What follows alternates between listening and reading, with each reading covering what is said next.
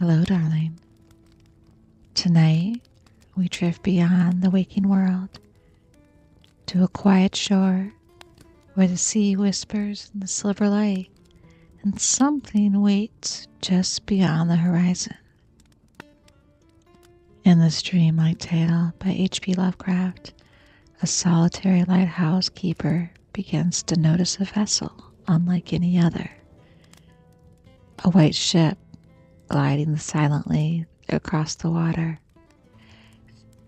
as though it has come from somewhere not meant for the living. What follows is not a journey of distance, but of longing, wonder, and the quiet, dangerous beauty of dreams that call to us in the night. So settle in, darling. Let the waves carry you gently, and follow me into the soft, haunting depths of the white ship.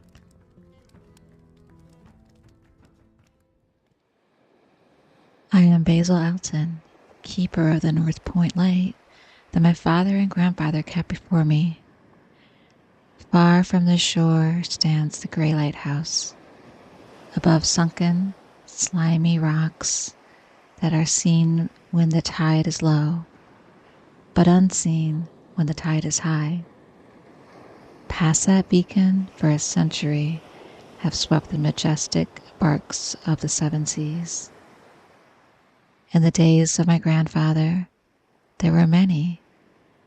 In the days of my father, not so many.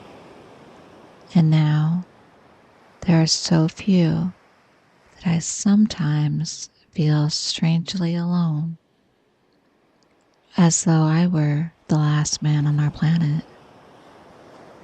From far shores came those white-sailed argosies of old, from far eastern shores where warm sun shines and sweet odors linger about strange gardens and gay temples.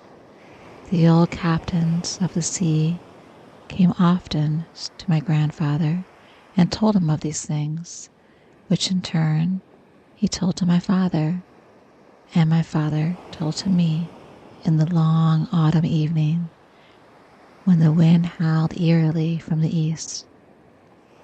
And I have read more of these things, and of many things besides, in the books men gave me when I was young and filled with wonder.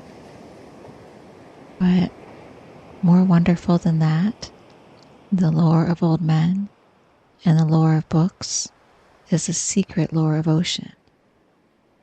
Blue, green, gray, white, or black, smooth, ruffled, or mountainous, the ocean is not silent. All my days have I watched it and listened to it, and I know it well. At first, it told me to me only the plain little tales of calm beaches and near ports, but with the years it grew. It grew more friendly and spoke of other things, of things more strange and more distant in space and in time. Sometimes at twilight, the gray vapors of the horizon were parted to grant me glimpses of the ways beyond, and sometimes at night the deep waters of the sea have grown clear and phosphorescent to grant me glimpses of the ways beneath. And these glimpses have been as often of the way that were and the ways that might be as of the ways that are, for ocean is more ancient than the mountains, and freighted with the memories and the dreams of time. Out of the south, it was the white ship used to come when the moon was full and high in the heavens. Out of the south, it would glide very smoothly and silently over the sea. And whether the sea was rough or calm, and whether the wind was friendly or adverse, it would always glide smoothly and silently, its sails distant and its long, strange tiers of oars moving rhythmically. One night, I spied upon the deck a man, bearded and robed, and he seemed to beckon me to embark for fair, unknown shores. Many times afterwards, I saw him upon the full moon, and ever did he beckon me. Very brightly did the moon shine on the night I answered the call, and I walked out over the waters to the white ship on the bridge of moonbeams. The man who had beckoned now spoke a welcome to me in a soft language I seemed to know well, and the hours were filled with soft songs of the oarsmen as we glided away into the mysterious south, golden with the glow of that full, mellow moon. And when the day dawned, rosy and effulgent, I beheld the green shores of far lands, bright and beautiful, and to me unknown. Up from the sea rose lordly terraces of verdure, tree-studded and shewing here and there the gleaming white roofs and colonnades of strange temples. As we drew near the green shore, the bearded man told me of the land of Zar, where dwell all the dreams and thoughts of beauty that come to men once and then are forgotten. And then, when I looked upon the terraces again, I saw what he said was true. For among the sights before me were many things I had seen through the mist beyond the horizon and the phosphorescent depths of ocean. There too were forms and fantasies more splendid than any I had ever known. The visions of young poets who died in want before the world could learn what they had seen and been dreamed. But we did not set foot upon the sloping meadows of Zar, for it is told that he who treads there may never more return to his native shore. As the white ship sailed silently away from the templed terraces of Zar, we beheld on the distant horizon ahead the spires of a mighty city. And the bearded man said to me, "This is Allan, the city of 1,000 wonders, wherein reside all those mysteries that man had driven in vain to fathom." As I looked up again at closer range and saw the city was greater than any city I had known or dreamed before. Into the sky the spines and its temples reached, so that no man might behold their peaks. And far back beyond the horizon stretched the grim, gray walls, over which one might spy only a few roofs, weird and ominous, yet adorned with rich frenzies and alluring scriptures. I yearned mightily to enter this fascinating yet vast, repellent city, and besought the bearded man to land me at the stone pier by the huge caravan gate, Acria. But he gently denied my wish, saying, "Into Tharion, the city of 1,000 wonders, many have passed, but none returned. Therein walk only demons and mad things that are no longer men. And the streets are white with the unburied bones of those who have looked upon the Idian Lathi that reigns over the city. So the white ship sailed on past the walls of Tharlion and followed for many days a southward flying bird whose glossy plumage matched the sky out of which it had appeared. Then we came to a pleasant coast, gay with blossoms of every hue, and where we far inland, as we could see, basked lovely groves and radiant arbors beneath a meridian sun. From the bowers beyond our views came bursts of songs and snatches of lyric harmony, the interspersed with faint laughter so delicious that I urged the rowers onward in my eagerness to reach the scene. And the bearded man spoke no word, but watched me as we approached the lily-lined shore. Suddenly, a wind blowing from over the flowery meadows and leafy woods brought a scent at which I trembled. The wind grew stronger, and the air was filled with the lethal, charnel odor of plague-stricken towns and uncovered cemeteries.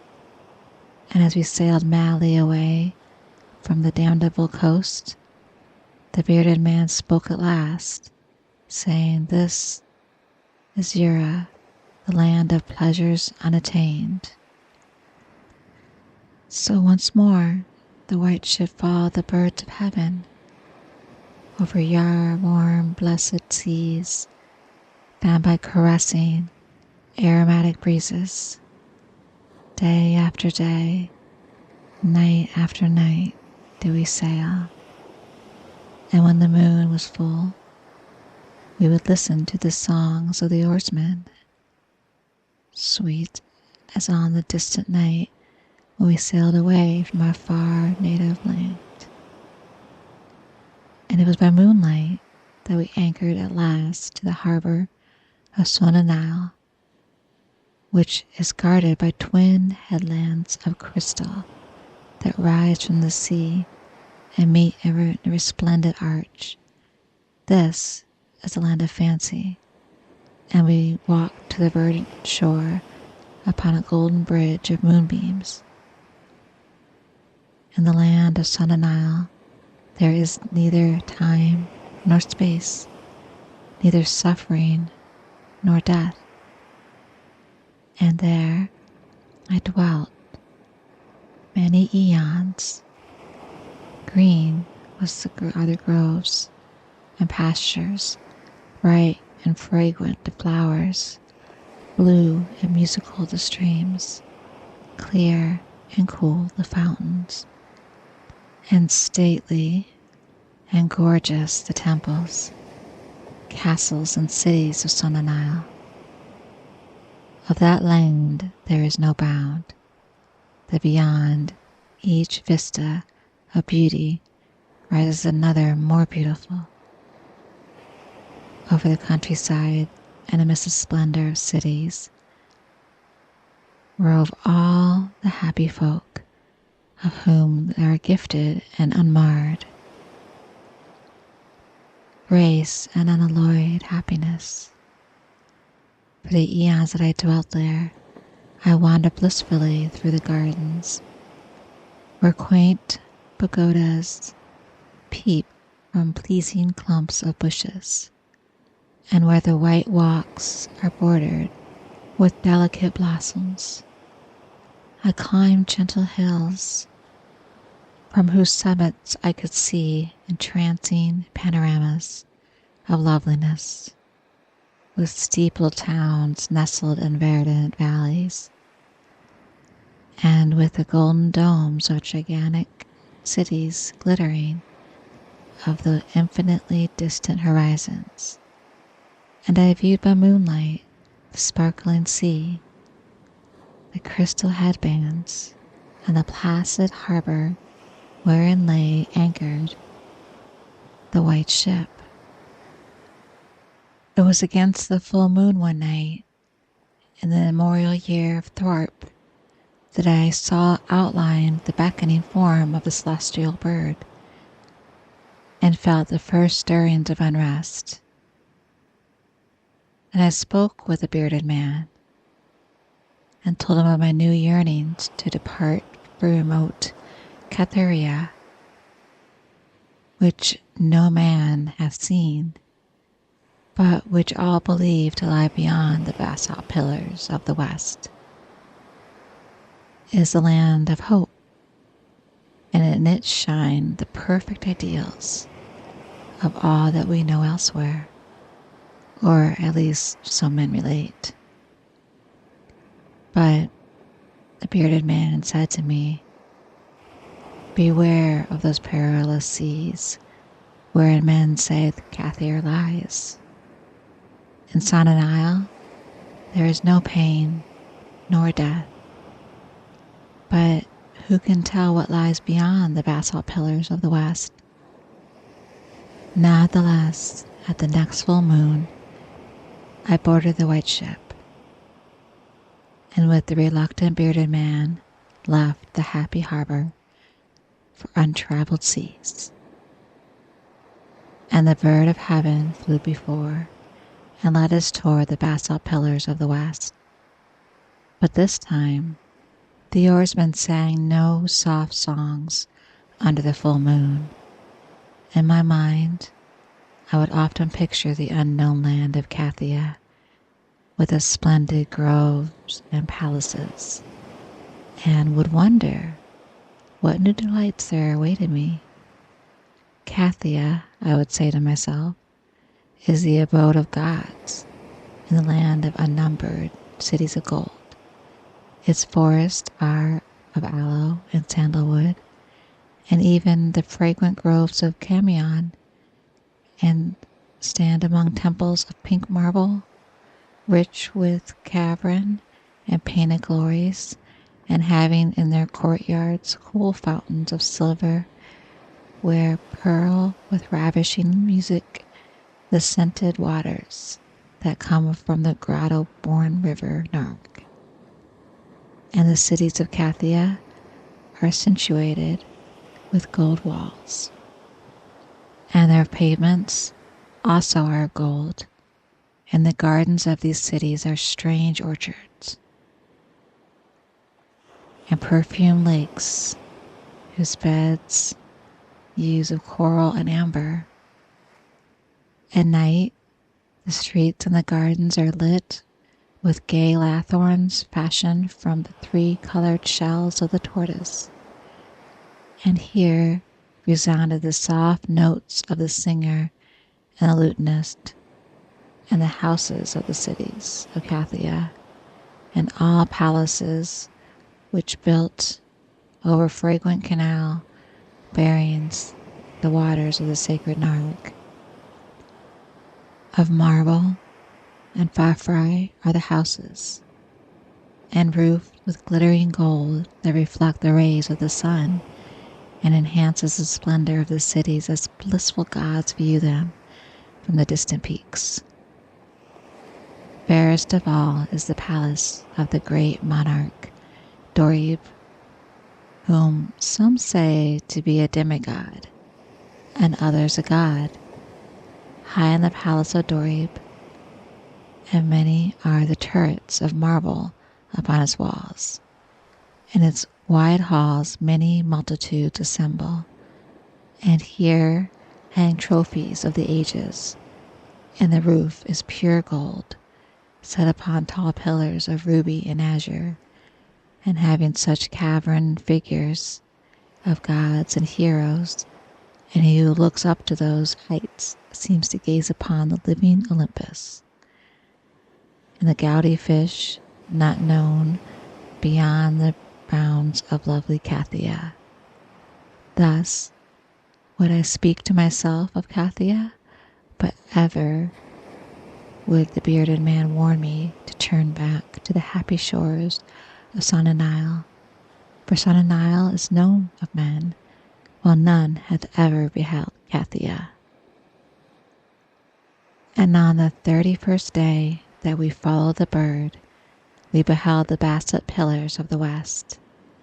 Shrouded in the mist they were, so that no man might peer beyond them or see their summits, which indeed some say reach even to the heavens. And the bearded man again implored me to turn back, but I heeded him not, for from the mist beyond the basalt pillars I fancied there came the notes of a singer and a lutenist, sweeter than the sweetest songs of Sanyanaya, and sounding mine own praises, the praises of me, who had voyaged far enough under the full moon and dwelt in the land of fancy.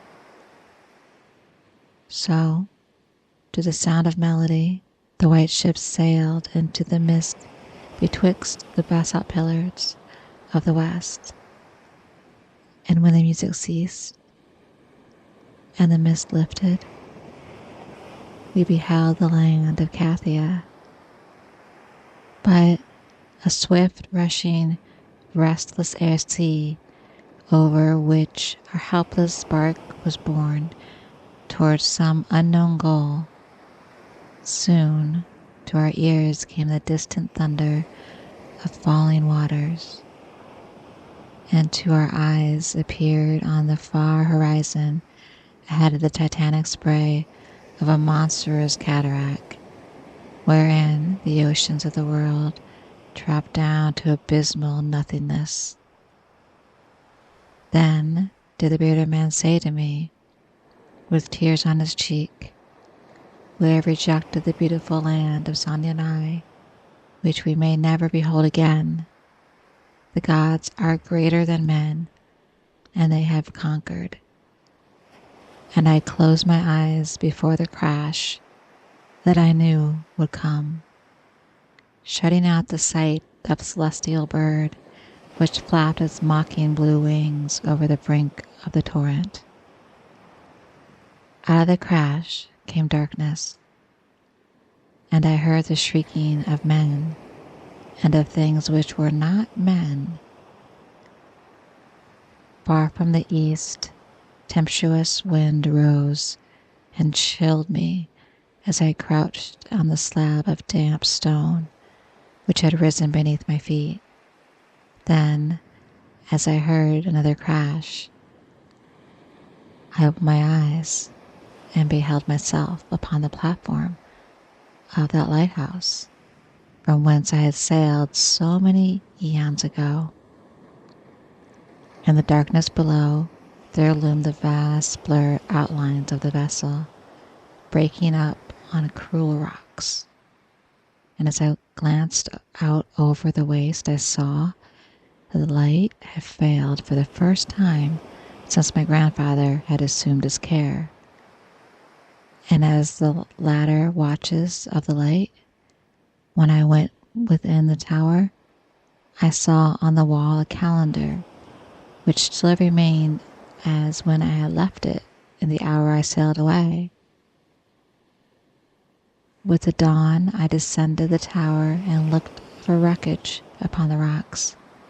But what I found was only this: a strange, dead bird, whose hue was of the azure sky, and a single shadowed spar of a whiteness greater than that of the wave tips of the mountain snow. And therefore the ocean told me its secret no more, and I thought many times since, as the moon shone full and high in the heavens, the white ship from the south came never again.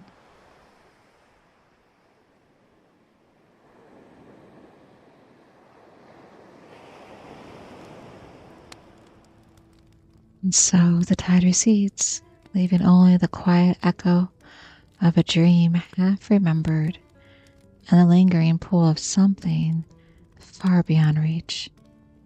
Lovecraft's The White Ship reminds us that not all journeys are meant to be completed, and not all dreams are meant to be followed.